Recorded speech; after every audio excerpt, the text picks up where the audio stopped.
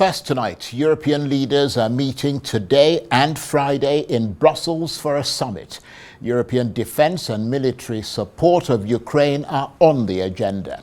Over in the UK, Western military officials have been discussing the modalities of a possible peacekeeping force for Ukraine. But of course, a ceasefire between Russia and Ukraine has not yet been agreed. Yesterday, President Trump and President Zelensky spoke on the phone for over an hour, a phone call Mr. Trump described as very good. Their conversation comes 3 weeks after relations between the two leaders broke down very publicly during a meeting at the White House. Mr. Trump said much of his latest phone call was based on his discussion this week with Russia's President Vladimir Putin on how to negotiate a ceasefire between Ukraine and Russia. The administration has cut off the funding for the research into the abduction of these children, some 30,000, and there's reports that the data collected on these children could have possibly been deleted. Do you have any comment on the decision to terminate the funding and the whereabouts of the data? Well, the funding has been cut based on the assessments that we've been making regarding a whole host of funding, if it worked within our framework of what was in America's interest.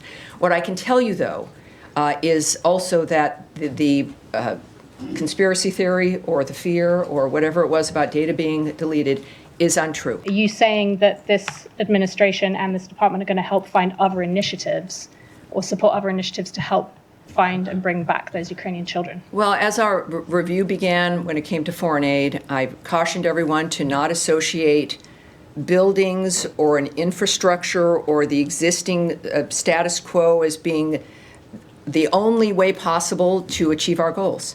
And that includes foreign aid. We were, of course, reminded that while certain things were being cut, it didn't mean we were stepping away from foreign aid. It's about stepping away from abuse. President Erdogan's main political rival has been detained on charges of corruption and aiding a terrorist group. What's the U.S. stance on this? Do you have any concerns? Well, we would encourage Turkey to respect human rights, to handle its own internal framework appropriately. But we're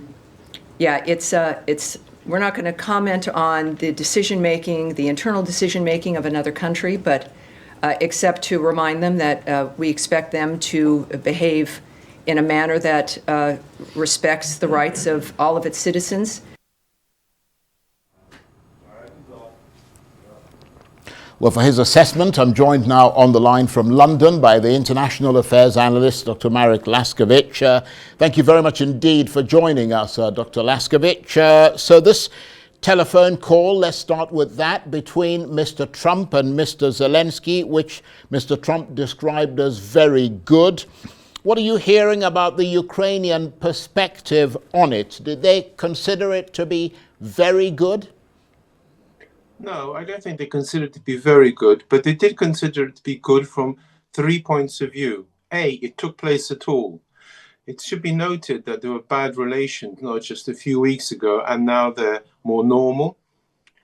B, it took place at all in the sense that it shows that Ukraine is not being left out of anything, that Trump is still working with Ukraine. C, it was useful because President Zelensky was able to put over his objections to President Putin's behavior and decision about the prospect of an immediate ceasefire. Well, there are reports that during that phone conversation, President Trump suggested that the US might take ownership of Ukraine's power plants to ensure their security. I mean, what sort of concerns might that raise, or is it a positive development? I don't think it's particularly positive, to tell you the truth. For a start, it hones in very nicely with his plan to use Ukrainian electricity, that when they mine and process the rare earths, it's all done in effect at Ukraine's cost. B, as a way of guaranteeing any sort of peace by having an American presence there, it's pretty weak. 3, to be quite honest, I don't think Ukrainians want to give their power plants to anybody, and don't see this as anything more than a type of hostile takeover. So therefore, I don't think they're going to go along with his proposal. And his proposal indeed does smack of taking over Ukrainian assets. He is, after all, a businessman. Well, that's a very interesting line of thought, because I was rather inclining in that direction. And I wonder if there is a sense, based on what you're saying now, amongst Ukrainians that President Zelensky may have made concessions to Mr. Trump and the Russian position that many Ukrainians would not find acceptable. Yeah, it's quite clear that there are also other hidden discussions taking place. And it's quite clear that these phone calls are not the only. We should, I think, regard the phone calls as, to speak, the visible part of the iceberg. And therefore, the impression that many Ukrainians may get is indeed that there are secret concessions. However, there's no basis for it at present. And we must be careful not slipping into the idea of conspiracy theories or, for that matter, loose gossipy talk. We cannot base an analysis on that. And so therefore, all we can state is, so far as we know, there have been no concessions offered by Ukraine. And Mr. Trump has now spoken to both President Putin and President Zelensky as he continues to mediate in this Russia-Ukraine conflict. Do you consider him to be a fair and neutral mediator?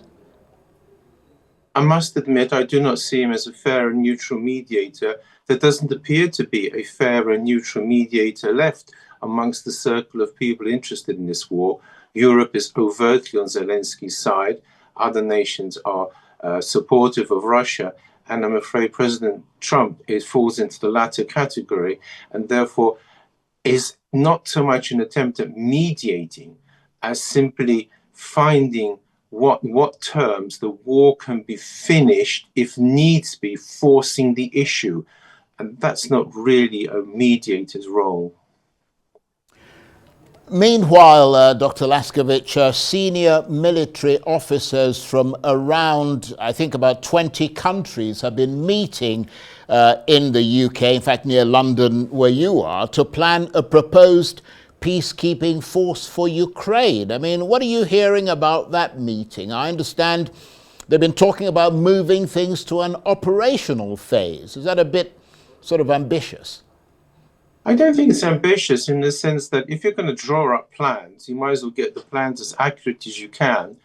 The problem is the whole plan is vitiated for two reasons. One, there's no way that Russia is going to allow it. And in fact, the existence of such a force may further strengthen the hands of those Russians who do not want any peace, which President Putin, unfortunately, I suspect, is one of those people, because there's no way they're going to allow these troops to ever appear. And if making peace means they can appear, they're not going to make peace. So actually, it's becoming quite counterproductive in that respect. Secondly, the coalition of the willing isn't quite accurate. They are split into two groups, those who are still hoping for America to play a role and those who think that they can go it alone. The latter group is, of course, the one that we hear about. But the former group has made it quite clear that unless there is American assurances that they will help, they're not going to be part of that coalition when it comes to boots on the ground. Finally, and this is a key point, the number of troops being mentioned is 20,000. Well, Ukraine and Russia, between them, have well over 2 million. That's 1 million of Ukraine and over 1 million with Russia. 20,000 troops are not a peacekeeping force. They're kind of a support force, if you like, in the sense of moral support or diplomatic support, more to reassure Ukraine that they're not alone than to actually keep the peace. At a pinch, they might do some policing, but 20,000 troops on that huge, long frontier, they're not going to do much. Absolutely. And to add to that, the point you were making earlier, President Putin has said Russia will not tolerate the presence of any NATO member troops in Ukraine, regardless of their role. And that is an immovable obstacle, isn't it? Yes, I'm afraid it is. There is no way that the Russians, having fought the war in part to make sure that Ukraine has not in NATO and is no threat to them, that all of a sudden they get troops under a different guise, because that's how the Russians see them. They're not interested in the waffle. They just say, are the troops there or not? And if they're from the West, and as far as they're concerned, it's a threat. President Putin will not accept this, and therefore, actually, the very coalition itself may be the reason why eventually ceasefire never takes place, or certainly is long delayed. I don't myself believe it is the only reasons, because I honestly doubt President Putin is that interested in peace at present. But nevertheless, it is a reason, and as a PR, that is to say, as an excuse for delaying, it is superb. Because once you've set up such a force, if Russia says we're not moving forward until the force is disbanded, that will be another victory for him if it happens. And if it doesn't happen, he's got to cast out an excuse to carry on fighting, to have been no ceasefire. Myself, I believe the coalition of the willing and all this talk was premature and unfortunately may have a very negative impact.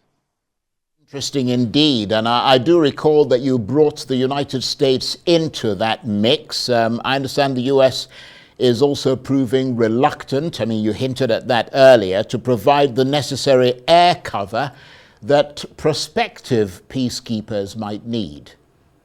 Yes, the central problem for the peacekeeping force in itself, I'm speaking military terms now, is it's too weak, as I've said before.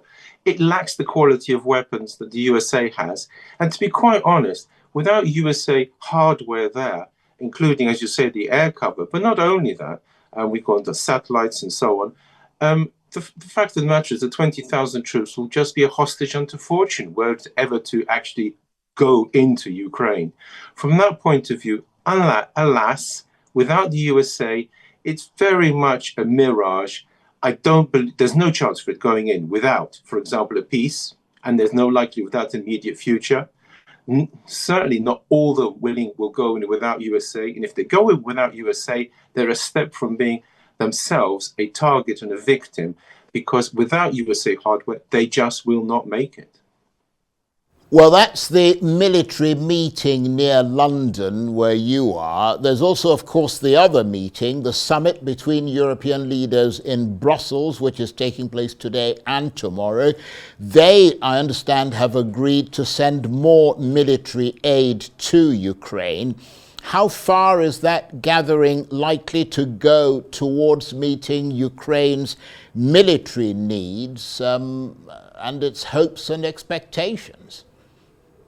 Well, to be quite honest, the meeting has three sort of strands to it. As you've said, there's the question of aid, including military. Well, it's quite inadequate. However, it is something. After all, something is better than nothing. Secondly, it is a way of cementing how the EU supports the Ukraine, and as such, it's a gigantic PR exercise. But third, and here we come back to the previous 3 years' worth of President Zelensky's, if you like, proposals. After 3 years, he has, as they said of the Bourbon regime, learned nothing, forgotten nothing. He insists upon making sure that the Ukraine has its full maximum demands and there appears to be no room for negotiation. And he criticizes everything that Putin has done to the point whereby it seems most unlikely, judging by what he said, that any coherent peace proposals, or for that matter, even ceasefire proposals, are possible at present. Would it be fair to say, in summary, Dr. Laskiewicz, that we have three main players right now in this conflict, Trump, Zelensky, and Putin, and only one of these men can stop the war today, and that is Vladimir Putin? An interesting point. I would certainly say there are three big players. I agree. I agree that President Putin is the one who can halt the war if he so minds. I think Trump does have the possibilities of doing so to some degree, although his possibilities are, if you like, limited because he's unwilling to put any troops on the ground. And as a result, I would argue, therefore, that although Trump has a possibility of enforcing a peace, it is unlikely to succeed. And therefore, we come back to what you've just said now, that President Putin is certainly the main person who can stop this war if he wants to. Well, Very interesting indeed, and thank you ever so much. Dr. Marek Laskiewicz is an international affairs analyst. He was talking to me on the line there.